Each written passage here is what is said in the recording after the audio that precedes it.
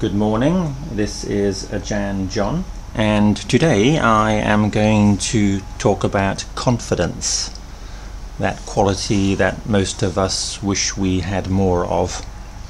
In the picture you can see a cat looking into a mirror, and the cat sees not a reflection of himself but instead a lion.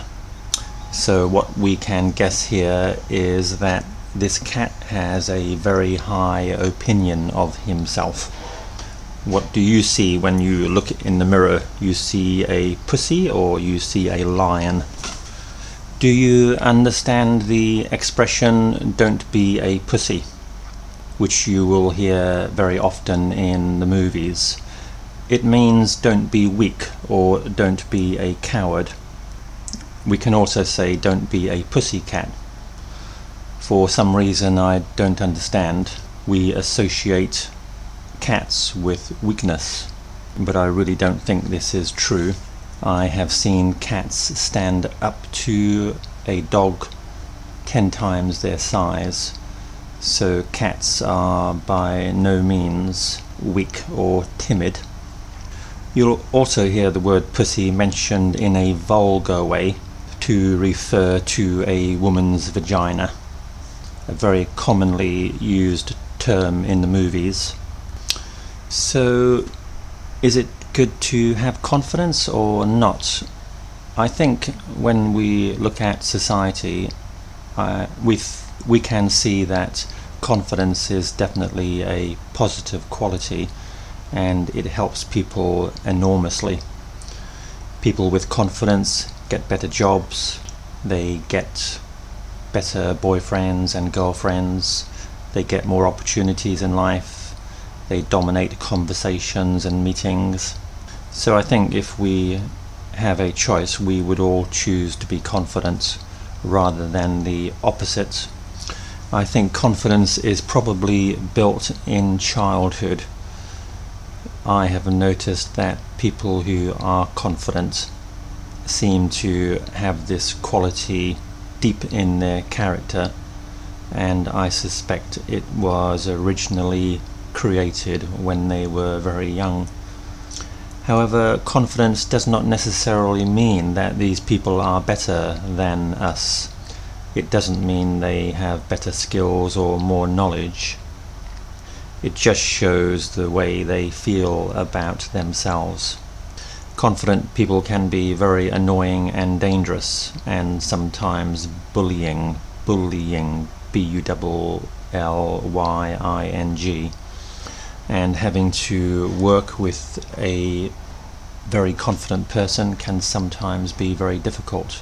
Dictators are very confident. These people can be dangerous because their confidence may not necessarily be based on reality. They may think they are smarter than us, but really they are not. But other people tend to follow the confident people rather than those who are not. So this can often lead us into very bad situations.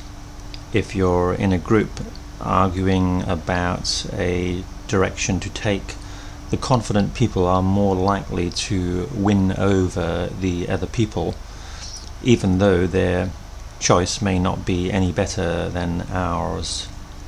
Salesmen exemplify confidence, exemplify, E-X-E-M-P-L-I-F-Y. Someone who is going to try to sell something to you needs to show extreme confidence in their product. If they show some doubt, then you're less likely to buy the product. I once knew a man who was a salesman, and he told me a story. One day he had parked his car in the wrong place, and when he came back, a traffic warden was in the process of putting a ticket on his windscreen. He began speaking to her with a winning smile, and before their meeting had finished, she had taken back the traffic ticket and in addition bought one of his products. I actually heard this guy speaking at a sales conference a long time ago. He was the lead speaker and his level of confidence was just overwhelming. You got the feeling that he could sell a refrigerator to an Eskimo. Sell a refrigerator to an Eskimo. That expression, I'm sure you can guess, means a terrific salesman. So is confidence really a good thing in our lives? It certainly is when we are working in groups, because we're more likely to get a bigger share of the pie. A bigger share of the pie if we are confident. If we are timid, quiet, nobody will take notice of us. So if you want a promotion, if you want to win the pretty girl, if you want people to like you, then you need to be confident. However, I think confident people often do not question themselves very deeply, and this can lead to a slow development of their personality and character. People who are less assured are more likely to spend time criticizing themselves because they are not certain about what is right and what is wrong. And these people may actually develop stronger and better characters. So from a personal development point of view, I think possibly being not too confident may be better. As your life develops, you may find yourself making better decisions if you are not too sure of yourself and are always asking yourself the question, is this the right thing, or is there another choice which is better?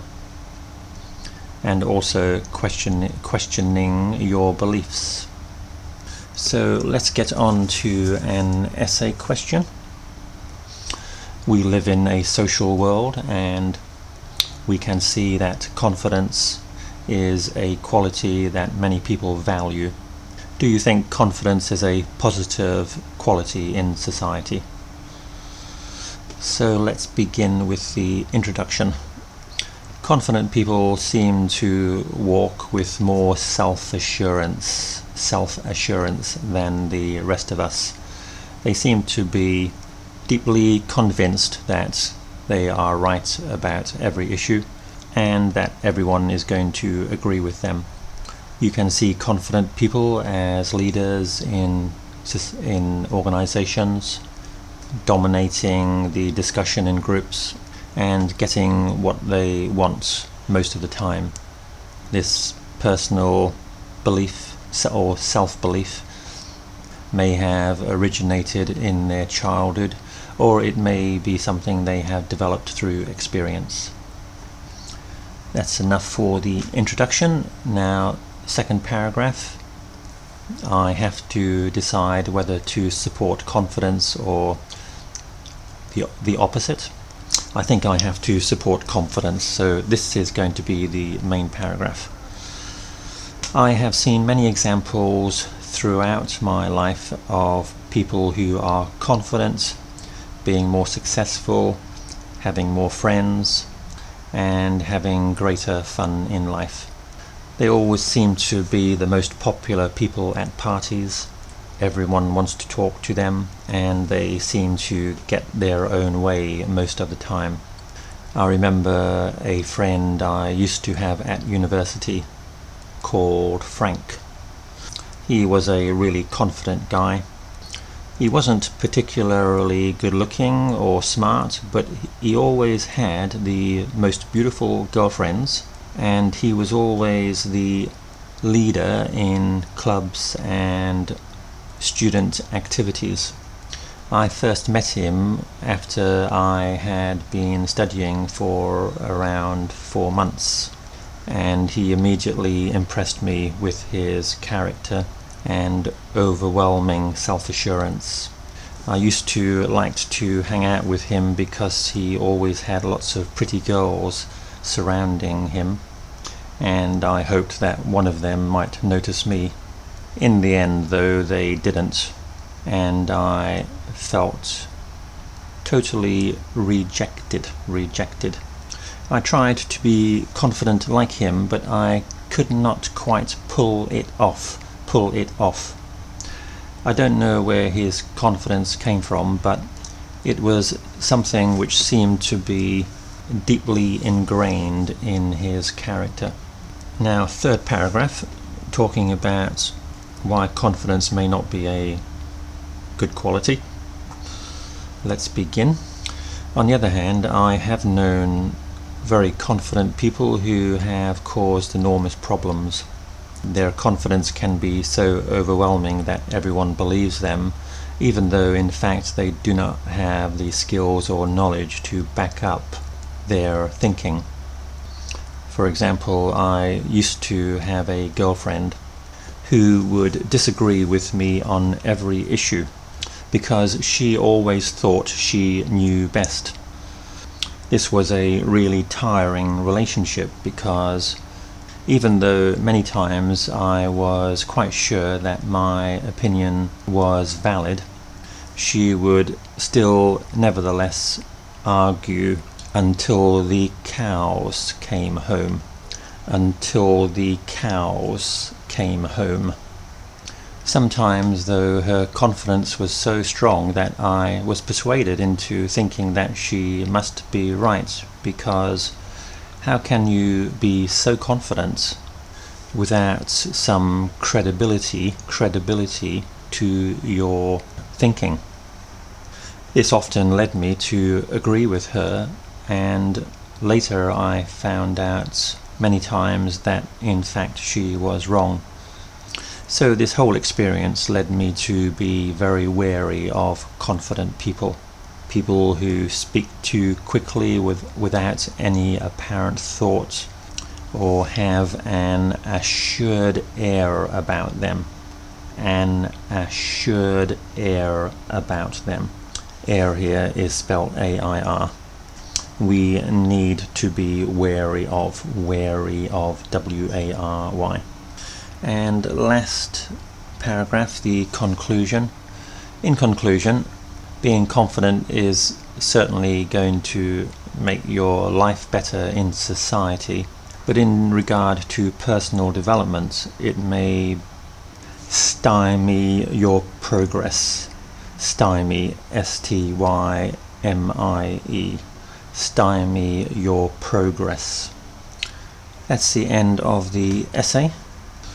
In what situations do you feel you want to be confident, and what situations do you want to be more doubtful or indecisive? Doubtful or indecisive. If, for example, you're choosing a career path, I think it's something you need to think long and deep about. So best not to be too confident. But after a lot of soul searching, and having reached a decision, then you should try to be confident about your choice. So the balance between confidence and soul searching or self-analysis needs to be carefully structured in order to make the best decisions in life. If you're going for a job interview, then you certainly need to be confident. Job interviewers don't like people who show weakness and too much self-doubt. But on the other hand, they don't like overconfident people who seem to be arrogant and think they know better than everyone else. Thank you for listening. Goodbye.